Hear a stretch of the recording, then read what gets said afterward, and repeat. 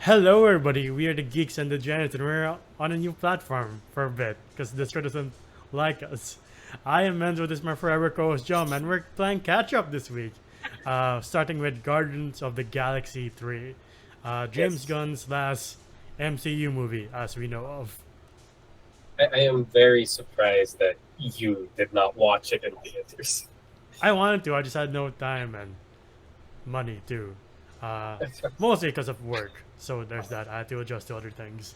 So yeah, But that's just so fucking weird because you're mostly the guy who's on top of things. I know, right? Like when it comes to like movies, like when I was talking about like, oh, have you seen Guardians? Because like people have said good things about it. I was like, dude, did you see Guardians? He's like, no, not yet. I'm like,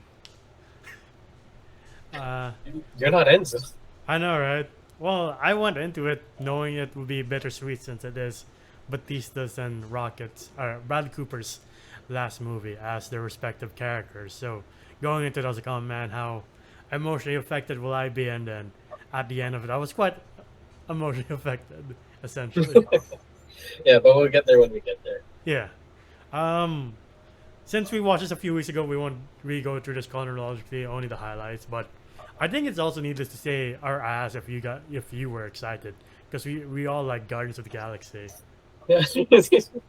No, but like I think we were going off the anger hype of like Marvel's being too Marvel, kind of like Yeah, what's this, the funny ha-has and the things that we don't like. And I think we just got out of Ant-Man, yeah, and then Guardians, the trailer came out, and then we're kind of just like about it. yeah. And then like once you watch it, you're like, maybe, please, James Gunn and James Gunn delivers, and you're like, and to think that he was canceled off this movie years ago, and we were like, who's gonna direct number three? And then Disney brought him back because the reason of him being canceled was kind of stupid. Well, not kind of, really was stupid. For What was this? What was the reason? resurfaced tweets, and Disney was like, you're done. But the cast and crew were like, no, James Gunn is a different human being now. Yeah, this is why I say Twitter and this new thing called Thread. Yeah, that's how far we are into the future when it comes to this movie review. This new thing called Thread. I say, don't get on there. Stop writing stuff. Stop writing. So stop showing your opinions. God. But yeah, like right away, the stakes are high because Adam Warlock attacks Rocket and he's in critical condition most of the movie, and you're like, huh? We And just speaking of started. Adam Warlock, who was the actor for Adam Warlock? Will Poulter. Yeah, perfection. The man's perfection. Unfortunately, I would have to disagree because he What? acting wise he did good, but character wise, this version of Adam Warlock is what Taskmaster is to the MCU. We're like, Really? yeah, Adam Warlock is a much more complicated character, and making him another big dumb idiot here. Like, oh, okay, Got you. Oh, that kind of sucks though. I did enjoy his performance, yeah, but it's one of those moments of like it's not our Adam Warlock kind of deal. Oh, that yeah. sucks. I don't know much about Adam Warlock. And like, even before Rocket gets attacked, you get the sense that the crew is kind of in shambles. Like, Nebula's Barry pulling them together. Like they're criticizing poor Drax because he's the big dumb idiot of the crew, and Star-Lord's still hung up on Gamora, and Hmm. he'll always will be. But Gamora's like, the person you're asking me to be is I'm not that person. Stop it. And we got Rocket listening to Radiohead, and y'all know what happens when you listen to Radiohead. You get Yes. really sad, even though it's an acoustic cover. Yeah, well, I mean, speaking of sad, we get into Rocket's backstory, and like, I did not expect this to be the part where Marvel or DMC in general does once again pull on the heartstrings of like, oh, for Rocket, for guy. Mhm. Fuck. And we would think that like because he got injured for the first half of the movie that he would be here the whole time. Oh, we got enough Rocket like scenes. A lot of traumatic Rocket scenes. Yeah, like just seeing him strapped down, being experimented on by the High Evolutionary, who's played by, forgot the guy's name, but he was also in Peace Peacemaker, the mod guy. Oh yeah, he was also an alien there. Yeah. Yeah, yeah. And again, going to the High Evolutionary, there's an example of a really good villain. Like, I feel like since the first Guardians, their villains have been getting better and better. Like, Ronan was an okay villain. Ego was pretty decent until, like, his battle with Star-Lord and then became a cartoon. And you're like, okay. This one I find a little better. Not as complex as some, like I would say Joker, Thanos, or Bane, Yeah. whatever. But he was complex enough to the point where we're like, oh, a little bit of fresh air. When it comes to Marvel villains, instead of them just being her, I'm the bad guy, you gotta stop me. I'm the reason why you have to band together. Yeah, it's his quest for perfection that motivates him, but he does it through such horrendous ways, and you're like, oh, this guy needs to be stopped. Yeah. Rocket does make friends with Lara, the Otter, and like Thieves and Floor, and you're like, I feel really bad. What's about to happen? Because like as we were watching this movie, we didn't expect that. Yeah, We're like we see Rocket get experimented on, and then we're all like, "Oh shit!" And we've heard from the older Guardians movies that he has a pretty shitty life, yeah, and now we get to fully see it, and we're like, yeah. He talked about it in the first Guardians when he's like, you don't know what it's like to be pulled apart again and again, and you're like, I wonder what his backstory is. And then you see it, you're like, I don't want to see it. "I don't want to see it. Stop!" Yeah. And then you go to the Guardians on their quest to rescue Rocket. And like you go into their own character arcs where Mantis is tired of being called an idiot alongside with Drax. She's like, I'm tired of being called an idiot. Why do you guys keep treating me so? Like, I have brains. I'm not just the person who puts people to sleep. Like, I have powers too. I'm just not as tough as Drax or a gunslinger like Star-Lord. And Star-Lord is again down bad on Gamora, and at the same time Mantis says like, you never said goodbye to your family at home. And he's like, yeah, my granddad just pushed me away while my mom died, and we never got closure from that. She's like, don't you want to say hi or do something about it? She's like, no, everything's fine. You're like, are you sure? Again, this Disney movie is suddenly becoming way too deep, Yeah, which I really like. Not saying it's a con, but it's unexpected. Like they're really going through trauma here. yeah, like they're going through their insecurities, plus trauma. Then we get like Rocket's like past. I was like, ah, shit. Especially Quill, kind of relatable to some people who have been into relationships where you can't get over your ex. yeah. And like you see how ruthless 2014 Gamora is when she just takes poor Ratcatcher hostage, and you're like, we're not supposed to do this. This is not who we are. And you're like, oh. And then like after that, when everybody's panicking, she shoots the person who's like James Gunn's wife. Oh my god, that was Ratcatcher. Yeah. And the girl Gamora shoots was also in Peacemaker. She's the Black Widow. Yeah, type. she was. Yeah, Yeah. I love that. It's like, hey man, let's play cool. Then Gamora She just just kneecaps shoots her her. in the leg. I laughed so hard. By the way, this one, as I said, like we didn't like the funny ha-has, but James Gunn knows how to do them very well, Yeah, they failed. and knows how to time them. Like he doesn't put it in like an area where, oh, it's a very deep moment, and then they pull out a joke in the most untasteful way. And here he does it like he just gives a joke or a funny scene its own space, while a serious scene can have its like a whole other space. Yeah. So that's what I appreciate from this movie. And you know what he also does well is the action, because the scene in the prison planet where Drax and Mantis have to take care of Nathan Fillion and the rest of the. I don't think it was a prison planet. It was like No, yeah, it's a factory. it was like a lab. Yeah, Yeah, lab it's like planet. And like Drax just taking care of business while Mantis is like controlling guys. Like, you now get to fulfill your dreams. You're like, oh, that's very creative. Yeah, I do love that. And like before they even got into it, they're like, "Oh, you're madly in love with him." Yeah. Yeah. And like you see the team, like they're like, we love each other, but we're kind of tired of each other at the same time. It's like a family. Yeah, yeah, It's really like a family with like Drax and Matt, just a very brother and sister yeah. type, where like they're really at each other's throats, but at the same time they can take each other. And then we get the most heartbreaking flashback where the High Evolution tells Rocket like, "Oh, we don't need you on the new planet, the haven we're creating.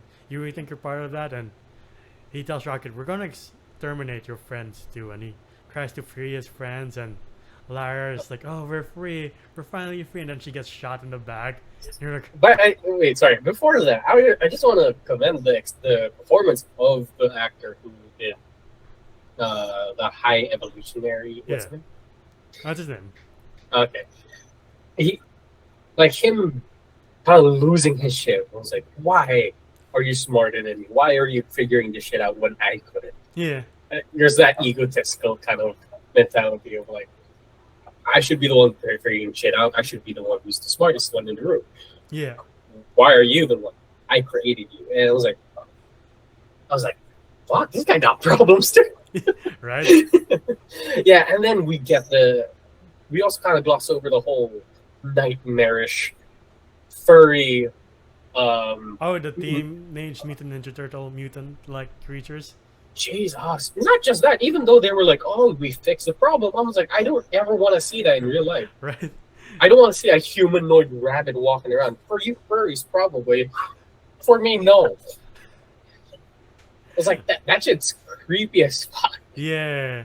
No offense to any future aliens that might look like that. And there's a possibility that there might be. Sure. Don't. Great. I'm gonna be the Twitter handle that's gonna be like, oh, he said these things about us. I mean, we don't kink shame. Whatever you like, whatever you like. But yeah, we do Nah. get a very sad scene with Lyra, where she's like, "We're free." Before that, they're talking about their dreams of what do you want to do if we ever get to reach the New Haven. And Rocket's like, Yeah. "Oh, I want to fly machines." Yeah, he wants to make machines or make rockets and fly them. And they share your dreams there. And I really like that they did, because we already know the cast Yeah. of the old Guardians teams. But getting introduced to this all new characters with these Thor and Lila,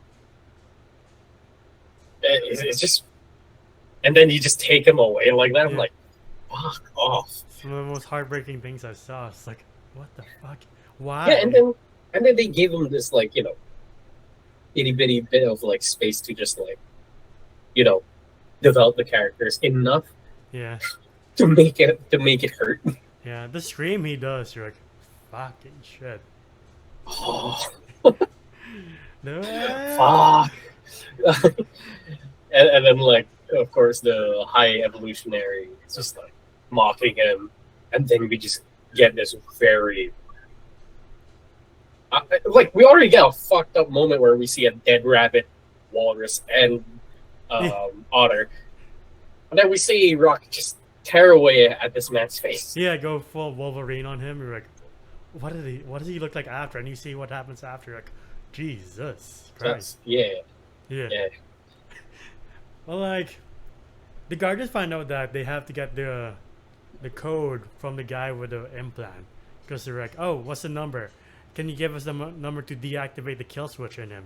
It's like, oh, it's in this guy who's part of the High Evolutionary crew. And then they go to the space that kind of looks like Earth, but they have like humanoid animals. Your nightmare fuel. Yeah, I was like, I'm not okay with this. I don't like seeing a squid thing dealing drugs to like other like cockroach things. I'm like, The kid who gives the ball to Drax, and Drax just throws it at her face. yeah, right? I was like, I would do the same thing. And I feel bad for like this one family who's like helping them, Yeah. and then they take their car. Yeah, and then that's where we get the first F-bomb of the MCU, where Nebula's like, I don't know how to open the door. And Star-Lord just like, push it down, and then use the handle. And she's like, now what? Open the fucking door. Fucking door. I was like, well, from all of the scenes that you could use the word fuck, they use it there, and I love it. Like, throughout this whole movie, you feel like Star-Lord's just like, I just want to be done with this crew, almost. Like, Yeah. my girlfriend doesn't remember me. I fucked up the universe at one point for her, and now she barely wants anything to do with me. Jesus Christ, I'm sad. Yeah, and now his best friend's dying, Yeah, and I was like, Star-Lord's going through a lot, which surprised me because when you would watch a superhero movie, not generalizing, but majority of superhero movies, when they're like, my friend's about to die, and it's because of this fucking dude, yeah, or this dude is the most horrible person ever, and they did this to my friend. I want to get back at him, yeah, but they still have to stick to their hero-ish, quote of like, I can't go that far. I can't pass a bridge where I might not return from. the Star-Lord Guardians. goes Yeah, ham. yeah, I was like, this ain't a kids movie no more. Because they get into the thing, they meet the high evolutionary and his like lab, his yeah. scientists. They take care of business, really murking people, and then When the guy was like, I just want to perfect the universe and stars, like, shut the fuck up. I've heard all of the evil plans there ever was. Just please shut up. yeah, he was so done. He was like, "Fuck, say," and then the place crumbles, Yeah. or like it gets destroyed, and he just takes the dude, who falls God knows how far, The scene and where just they're like, scrapes him on the ground. we I'm have to like, get in because Star-Lord should, and they just fall behind them. You're like, motherfucker, you could have turned around, and you're like, oh, never mind. yeah, exactly. But he That really kill. dragged this guy Yeah. on the ground, and then you see the aftermath. And you're like, I cannot show my like little cousins this movie. Yeah, he just bounces him off the ground, just scrapes him off. You're like, Jesus Christ, what rating is this movie? And his like life is out of his life is just drained out of his eyes, and Yeah. they take the thing that they needed, and no remorse on Yeah. Star-Lord's side. Yeah, he's just And like, then the guy gets crushed by the falling ship. yeah. When they were operating on Rocket, were you like, this might be the moment how Rocket goes out? Yes, I legit was like, I'm not surprised anymore if they did. Yeah. But I'm also not surprised if they did keep him because it is a superheroes movie, and I don't think that would be the best way to. No, it can. I would say it'll be all right. My heart was breaking because Rocket is my favorite character of this team. So I Same. was like, just dying of it, please don't die. And then when he gets to heaven, and it's like, I'm ready to cross. And Lila's like, you're not done yet. You can't cross yet. You still have a job to do. And you're like, oh shit. And like, you see how desperate Star-Lord is to have his best friend back, and his heart's just breaking when it doesn't look like it's going to work, and your heart's breaking too. You're like, I really like Bradley Cooper's shit. Why? Yeah, and then, oh god, like amazing scene from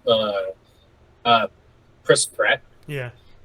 A lot of good scenes in this movie. Not gonna lie, except for one, which is my like only gripe for this movie. One of my only gripes for this movie.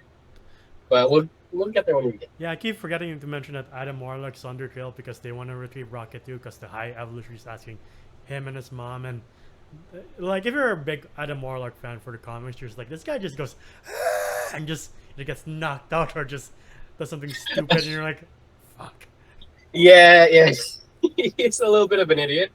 Like going back a bit, we also got a scene where like Gamora had a scene with Adam Warlock when they're, oh my fucking god, I forgot about the hell thing.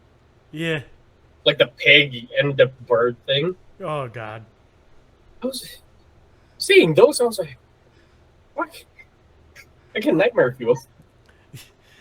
But I do find it touching when Rocket is revived and Nebula hears his voice and she breaks down. You're like, oh, she does have, something of a soul that we've always known ever since the first Guardians. Of like, there's always been good in you. Did you think that like her, or like Nebula and like Star-Lord would have had a thing? Yeah, like Yeah. I would have thought they would have, but like in this type of movie with these kind of takes, you're like, I don't think it's the right time to develop anything romantic between these two. Yeah. Yeah. Doesn't seem right. Yeah. And like everything seems fine on Rocket and Star-Lord's end, but like Nebula and Drax and Mantis find these kids, these hostages on the high evolutionary ship, and like as he's destroying the planet, he moves to another planet or another solar system. They're like, we can't have that, so they try to call in reinforcements, which is, forgot Sean Gunn's name, character's name, but it's him and Cosmo the dog. The one's like, don't call me a bad dog, I don't like that. Mhm. I forgot the actress's name. I think it's Maria Baklava, who was in Bodies, Bodies, and Borat 2. She's like, I think she's Borat's daughter in the sequel. All right. Yeah, I don't remember the face. yeah. It's been a while, but yeah, like they corner the high evolutionary, and he's just like fucked, and like he's starting to go lose his mind. Even his subjects are like, sir, you're wasting all the ammo we need for New Haven. You're wasting all our best shots on these guardians and their crew. Can we just not fight them? Can we just give them what they want, or just hyperspace it out of here? He's like, no, everything must be perfect. And like they try to stop him, and he just burns them to cinders. You're like, what the fuck? I do love it that he is petty. Yeah. Like he's very petty. Remember that thing that was operating the like the central console? Another nightmare fuel. Or he's like a naked mole rat lady. I was like, ugh. Well, they're all cinders now. Though, did you love the? I'm sure you liked the hallway scene, the Guardians, where they're like, we have to rescue these folks, and to the sound of the Beastie Boys, they take care of business. You're like, you know what? Yeah. I had always had a feeling James Gunn would have his hallway moment, and now here it is. It's a pretty fucking sweet hallway scene too, of them just kicking ass and seeing what their strengths is as a team or as individuals. And we kind of get to see that full blast. It's not just them knocking people out. Yeah. It's them like dismembering those nightmare fueled Yeah. machinery mixed with animal things. Like amputating them, like that as bisecting them, or like slicing their throats. You're like, sure, this is MCU. James Gunn's kind of pushing this. Exactly. I was like, you were nearing the precipice of like R rating. You like how Rocket finally accepts that, like, yes, I am a raccoon when he rescues the baby Like raccoon. the baby raccoons, and he sees them like, oh. You're like, oh, that's what that means. And like the high evolutionary comes in and starts using his powers, and then Rocket uses his anti-gravity boots from the beginning. It's like the name's Rocket Raccoon, and they have like this video game moment where each of them beat the shit out of him. You're like, it's a sweet scene, but a bit too video game for me. But it's fine by the end. It's okay. Like everybody kind of wanted a piece of the high evolutionary for what they did to Rocket. Yeah. So it was kind of satisfying, and then like they were supposed to kill him. Yeah, but they remove his face, and you're like, Jesus Like, Christ. yeah, just leave him be. Yeah. And I feel like that was worse. Yeah. And then after rescuing the people, the dog loses the powers because the dog can do telekinesis, right? Yeah. And like Star was like, it's fine, I can make it, and like he kind of makes it, but he starts to freeze in the dead of space, and you're like, are they gonna kill Star-Lord? And he started bloating. Yeah. I was like, and then Adam Warlock comes in and saves him, and you're like, well, at least you're useful for something. I like that more. I know you do, but like I still remember somebody like clipped that scene where remember that dog thing that Adam Warlock goes he was around supposed with. to like teach the guy a lesson, and he just disintegrates him. Yeah, and he's like, Gamora has like the dog and like has it at gunpoint. He's like, "Don't be rash." Shit made me laugh so fucking hard. Like I wonder the way he speaks. It's very Henry Cavill Superman. You're like, I wonder if he got inspired by him. I want to see more of him. Like, look, I get it. It's not your Adam Warlock. I just want to see this one. You know, it's. I mean, if they can make him the Adam Warlock throughout the next batch of Guardians of the Galaxy, the guy I know from the comics, then I'll give him a chance. Because it is, you're like, that's such wasted casting to make Will Poulter a stupid, another stupid blonde, like as if Thor hasn't like de-evolutionized to that already. He was very serious and like very like dark at the beginning, and then as we go through, it kind of becomes this dumb blonde idiot. But like, and we get after you're rescued, we get the scene of like they're like, we need to talk, a serious talk, and then Star was like, I need to go, man, back to Earth. Oh yeah. Oh fuck. Right. Yeah, I've heard about this thing where they're just like in a circle, just like we kind of have to go our separate ways. He's passing down the mantle of like leader to Rocket. yeah, Um, Groot stays. Mantis yeah. leaves. Mantis has to go on her own journey because it's like, I've been throughout my entire journey with you guys. I've been told what to do from ego to you guys. I love you guys, but I need to do my own thing. And then Drax is like, but you can't. She's like, thanks, buddy. Yeah, but that's just him. Like he just doesn't want to leave. Yeah, Then Drax kind of stays. I forgot about to mention that one weird choop choop scene. That's the part that I didn't like. Where this was Drax, like this is Batista's last uh, movie. performance as Drax the Destroyer, and you gave him that scene. I was like, it's a little too hard to watch. Where he's trying to talk baby to him. Yeah, I was like, okay. And then Yeah. he takes care of the like little blonde things. yeah. And then Gamora goes back to the Ravagers, who are led by Sylvester Stallone. Like the beginning of the movie, I was like, right, Sylvester Stallone was in the MCU for a bit. Yeah. Uh, And then we also get like, what was the name of that song?